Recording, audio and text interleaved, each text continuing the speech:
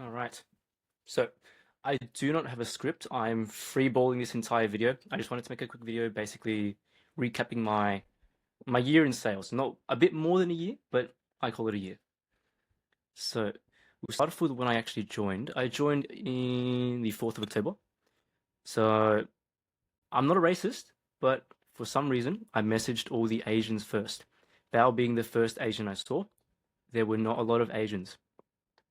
Messaged Brian, who I met through June Choi's little community, and then I messaged Tony, who I got referred to through Brian. Peter Bennett, this guy would not stop smoking durries and still smokes them. Champion, love you.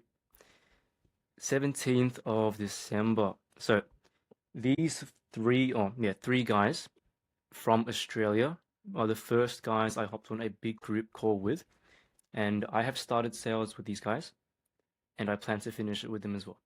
I've basically grown from zero to where I am now with these boys.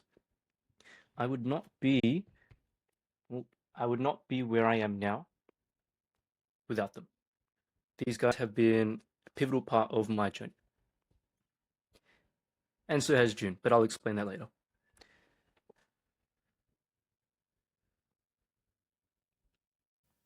So moving forward to January, my first role I landed, I think you might have seen it on my story. It was actually Icon Media Co. So I started January 1st. I got this offer January 3rd. So it took me 3 days to find my first offer. Okay, but Daniel, how did you find an offer within 3 days? I outbound messaged people like crazy, group chats, DMs, eventually met someone, applied through a link. But obviously I had no experience, right? The only way to actually land an offer without experience is if you stand out. What did I do?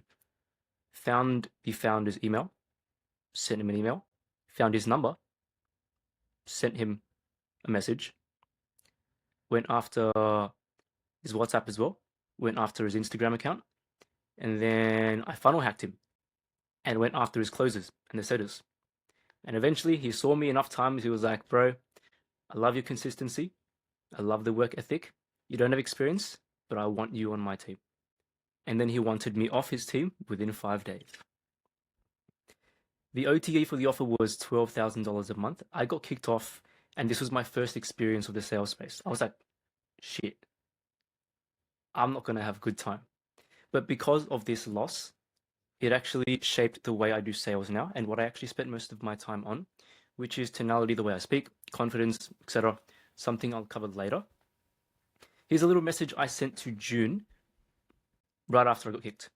June, is there a way to get my confidence up in calls? I'm not as confident as I want to be, and it makes everything sound so forced. Yeah, so what June was basically telling me is give yourself proof, right? If you have a good call, listen to it over and over, right? Maybe when you're at the gym, maybe you're out on a walk, listen to your good calls to actually give you that confidence if you do not have the results to back it yet. Moving forward, the first four-man of 2025, Ryan Strokes, Frank Gunn, and my boyfriend. So I actually met Raf through Darcy LeBlanc. He was another setter on the offer with me.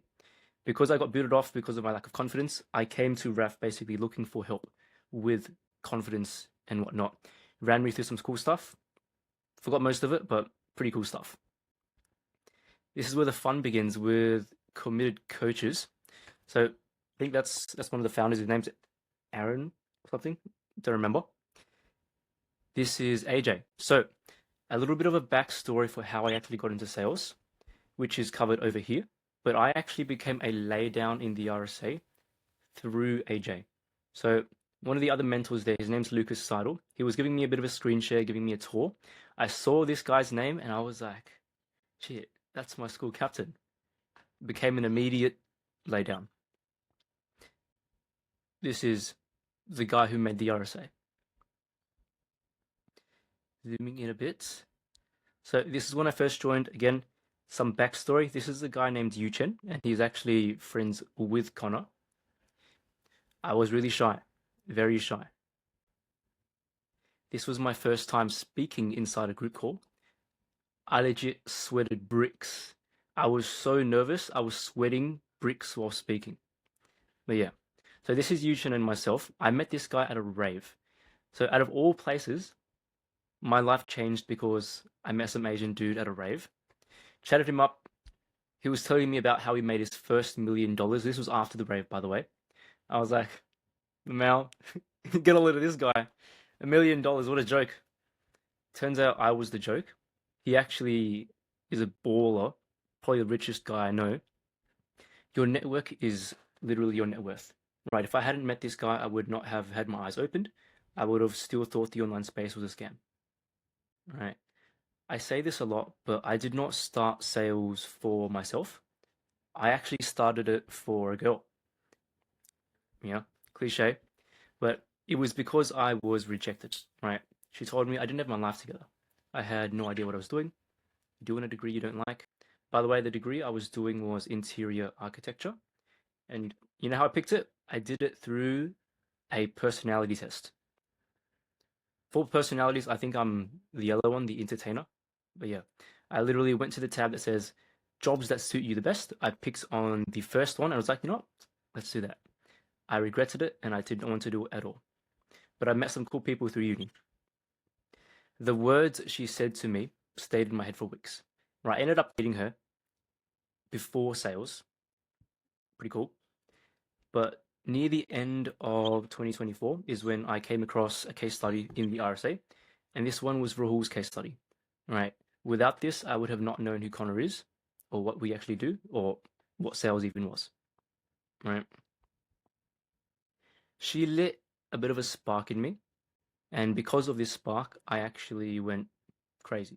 Like I was like, fuck, I need to get my shit together.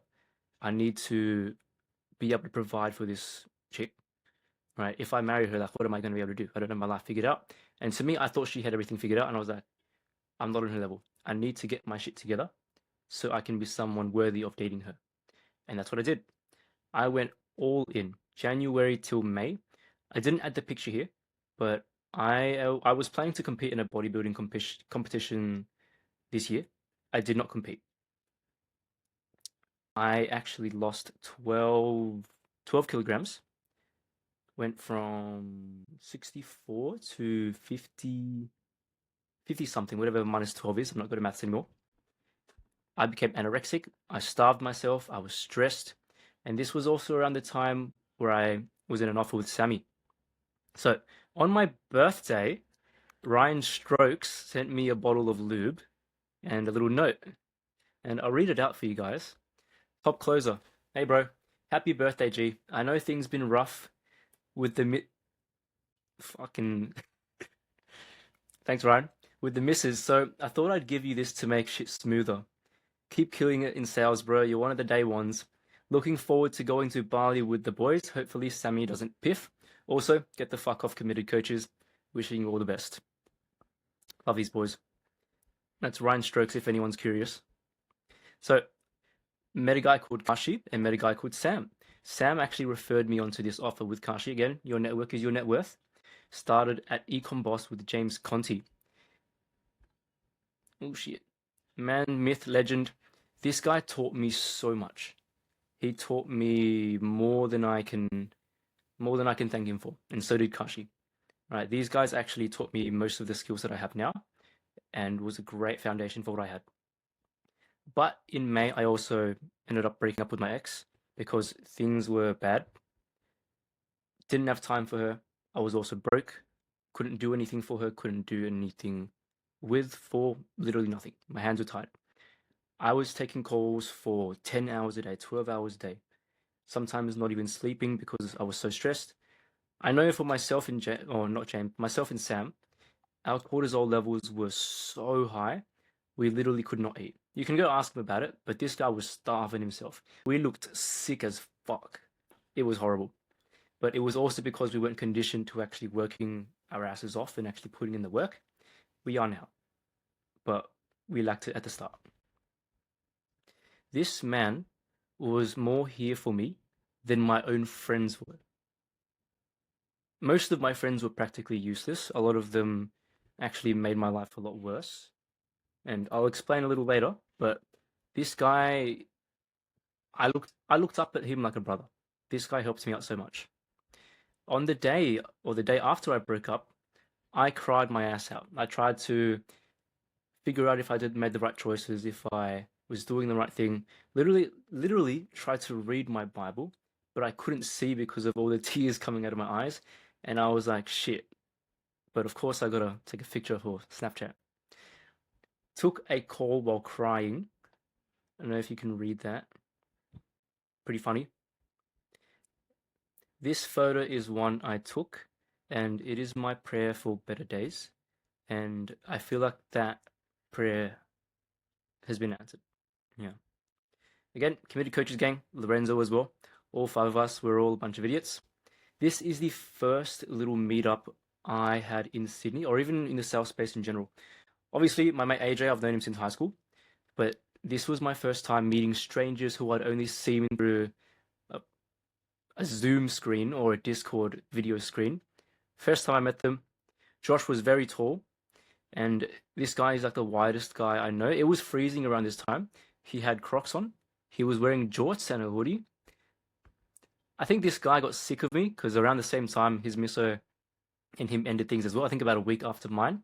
And I would not stop talking about my ex, and I was making this guy depressed.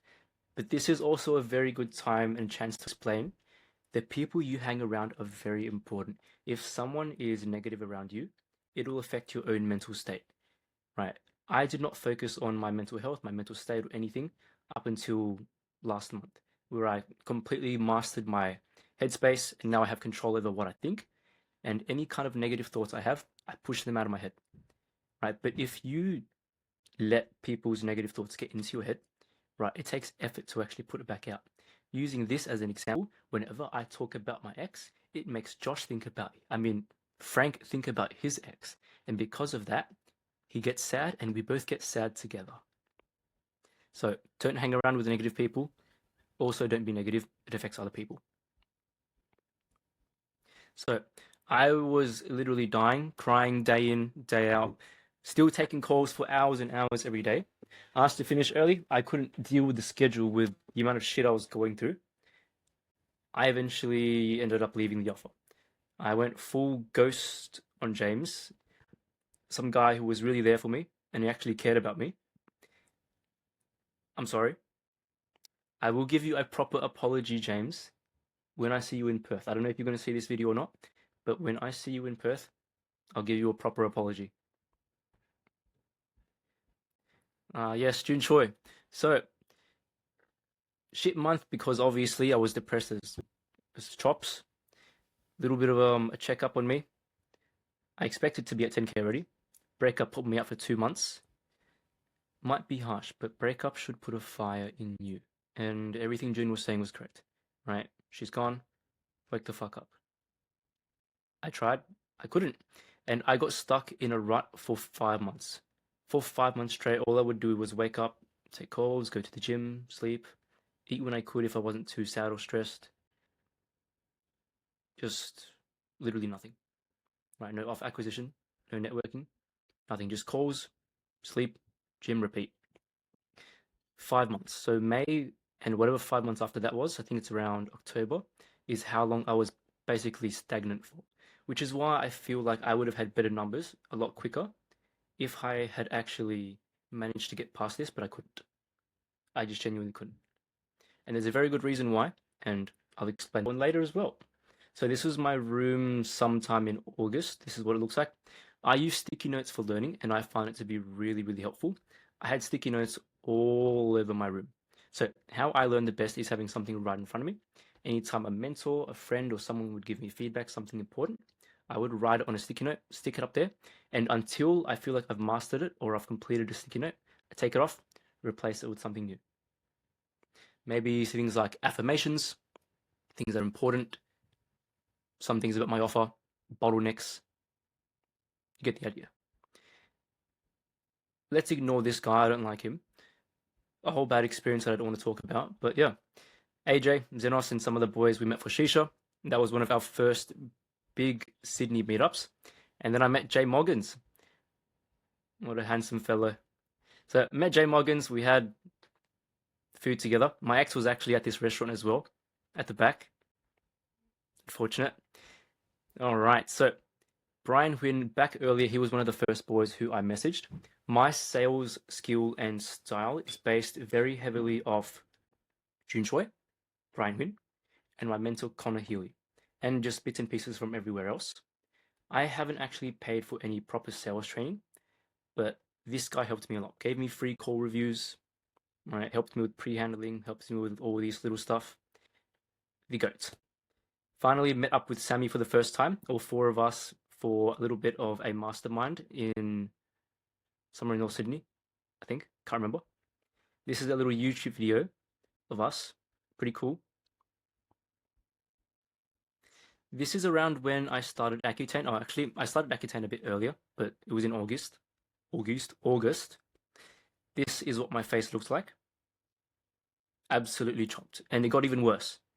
Right, it got even worse. And for the people who don't know what Accutane is, it is the last resort for what people use when you have acne problems. I had severe acne problems because of my ex, because of the stress from the relationship, because of sales, and I could not deal with the two together.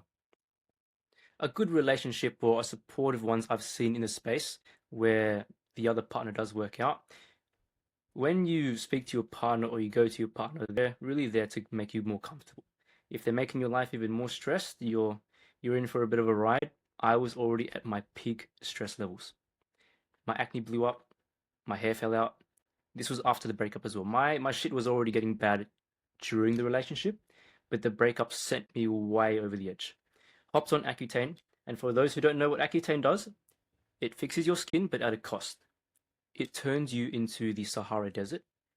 It also fucks your brain, and it makes you really, really depressed. Think of it like having a period, or a girl's period, but 24/7, and you're constantly depressed. So the breakup already made me borderline necking and wanting to cry and die. And then this thing that I took sent me far, far, far below. Like really, really far below. A low I had never seen in my life. I thought I was depressed last year. No, yeah, last year. And the year before that. That was nothing compared to this. I genuinely wanted to neck every day. It was fucking terrible. So, 1st of October, got to meet Rahul. The case study that got me into the RSA. Went to a little rave together. Lots of fun stuff happened in October and events leading up towards it. Again, going back to somewhere over here about my friend group and friends that weren't actually there for me and weren't supportive, they made my life 10 times harder. Right? People that are so one-dimensional, people that don't actually listen to you. Right? People, you know what? They remind me of my prospects. I won't name which kind of prospects, but they're very stubborn. Right? You tell them one thing, but they refuse to open their eyes to the truth. And honestly, I was naive, right? I trusted people too much, even my ex, friends. That relationship experiences with these friends have completely destroyed my perspective of people and trust. I have major trust issues now.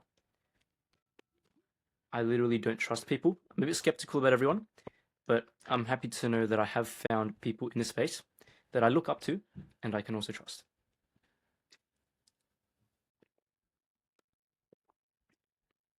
All right, the fun incident. Events happened that I won't talk about while I was already below rock bottom that pushed me even further down. And I think for about 4 or 5 days, I could not sleep. I had severe I had severe insomnia, and for a total of whatever 24 times 4 or 5 is, I did not sleep for a single hour. I started hearing shit. I started seeing shit. I could hear knocking. Whenever I closed my eyes and tried to sleep, it felt like someone was literally standing over the side of my bed, just staring at me, which was so creepy. Couldn't sleep. I drove to a park, tried to sleep there in my car.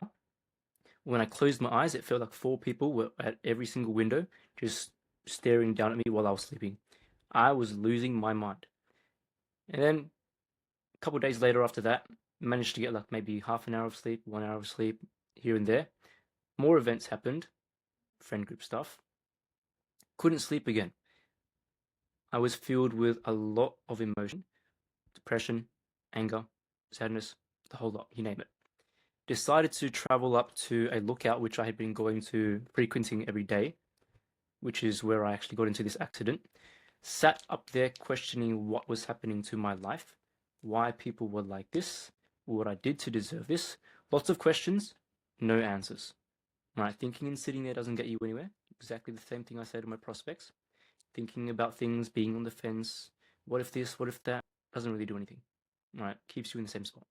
And I stayed in that same spot for 4 hours, staring at the water. And then when I finally decided to drive home, my brain turned off. At some point while I was driving back home, my mind just completely blanked out, probably because of the endless amount of sleep. And I flat footed the pedal. And when I came to, I was like, oh shit, that's my turn. And I looked down at my dashboard and it said 100 and something. I think it was 130, somewhere around there. I tried to brake, turn into this street here, and I went straight into a barricade. If that barricade was not there, I definitely would have died. Not even kidding. So this is the hospital report. I actually got taken to the mental ward because of how depressed I was. Severe depression with psychotic features. It was tagged as a recent suicide attempt. Accutane, not likely. Accutane, a huge factor in the deterioration of mood. Had some boys visit me, some friends visit me. My mate Dennis, love you. There was a Gold Coast event I paid for, tickets, everything, B&B, couldn't go. Right, doctors wouldn't let me out. Missed it. Boys called me to encourage me. Very fun. By the time I got out of the hospital in end of October, by the way, if you think your sales journey was hard, I think mine might have been harder. If your sales journey was harder than mine, and you make it, hats off to you. Lots of respect. I genuinely wanted to neck almost every single day, and it wasn't always because of sales. It's because of shit people, people you hang around, people that you let get into your life. Needless to say, they are not in my life anymore. But there were so many factors outside of sales that made my journey so much harder. Delayed for 5 months, absolutely crushing acne, depression. I had filters turned on just to hide my acne because I had confidence issues. This was the gathering we had in November. A little bit of a dinner. Benny, Ryan, Jay Moggins, myself, James Wu, Winter, Anya, Josh. The largest one to date. Until December. Joined a trading offer, which I got right out of the hospital. Onboarded, hopped in, broke a few records, broke a few of my own personal records. Had a big month. You get the idea. Met up with Sammy in Melbourne, which was actually for a little work trip from this offer. Paid expenses except for the flight, everything else was paid. I stayed for a little longer to meet with my boyfriend, and we ate oysters. Oh, completely forgot. Back in the mental ward, I actually got put on antidepressants, so that's called fluoxetine. The reason why I was put on it was because I begged them to let me stay on the Accutane because I was starting to see results. But it was affecting my mood so bad, and they were like, you know what? We need a way to counteract this. We're putting you on antidepressants. And now I have two medicines just fighting against each other in my body. My body didn't like it. It didn't like it at all. I would back in the hospital, I think I took like 20 pills a day, all for different things. Whether it was pain, my mind, my mental health, this, that, acne, skin, you name it. 20 pills a day. I'm not taking that many anymore, but I'm still taking pills, and I can't get off it until February or March. My nose was bleeding almost every day I woke up. I had headaches. Whenever I looked at my screen, whenever I looked at a prospect, my eyes would zoom out and I would fucking lose focus. I would sweat heavily on a daily basis. My body, my nervous system was going completely haywire, but I pushed through it. Right? Around this time as well, before I landed the offer, I was genuinely about to give up. I was like, I don't see a light at the end of the tunnel. I was depressed, wanted to kill myself, just came straight out of a mental ward, which is a place I never expected myself to land up in. I sat on a call with my boys that I started with, James, Ryan, Sam. Sam told me I could take a break, right? You could take a step back, right? Sometimes you have to take a step back to take some steps forward. I did not take that break. Why? Because I thought breaks were for pussies. I still think they are, right? You do not need a break. You need to actually do the work. And that's what I did. I did the work. I cash collected huge numbers, broke my own beliefs, turned myself into a machine. The weeks leading up to this offer out of the mental ward, I did not spend it learning sales skills. I was like, you know what? My sales skills are probably all right. I spent a whole week getting control over my mind, right? Forcing out any negative thoughts, giving myself affirmations every day, meditating on everything that's happened, internally deciding to push myself forward, and that I had already died in that car crash. I put to death my present self, right? Do not let yourself be so focused on who you are now that you don't give your future self a chance. And what that means to me is get rid of who you are now, destroy it, delete it, become the future version of you. Same identity reframe you closers would use on your prospects, right? 1.0, 2.0, kill the 1.0, become the 2.0. I I don't recognize who I was before it. It's needless to say. Well, here we go. Bao came down from Perth. First time meeting Bao in person. Lovely fellow. Met Benny. Love you too, Benny. This was a little Vietnam trip we organized. 3 closers, 2 setters. Linked up with Frank Dunn and Benny, who were already in Korea and Japan. Great experience. 10 out of 10 would do it again. And I am doing it again. But this time I'm flying at my family in February. All expenses paid. Also, got kicked off the offer 12th of December in the middle of the trip. Got depressed for like 2 days. I was like, oh shit, what have I done? I made a big oopsie, a big mistake. I'm not going to talk about it. If you wanna find out, you can ask me. I might not tell you, but I made a mistake. This is what my skin looks like now, without a filter, without anything. I take a photo of myself practically every single day on photo booth. 22nd December, looking pretty good. Also, in Vietnam, I got my eyebrows waxed, got my skin ripped off here, and this is just something I have, so now I've got a triangle in my face. It's not there anymore. Everything's healed. For some reason, if you cover the left, or whatever side you cover, if you cover this eye, I look really angry. If you cover this side, I look really happy, because I am half very, very happy, but half of me is also very, very violent and angry from all the events that have happened this year. Ochi, one of the more recent little meetups, just before Bao leaves. Gang gang. Mentor. And now I'm actually building something up for next year, trialing it on some people, potentially looking to open it up depending on how the results go. I need data first, but I've decided to approach sales in a different way. Right? There's a little post in my story. Yeah, you can always argue someone with logic, right? But how they react might not just be off what you say, but how you say it.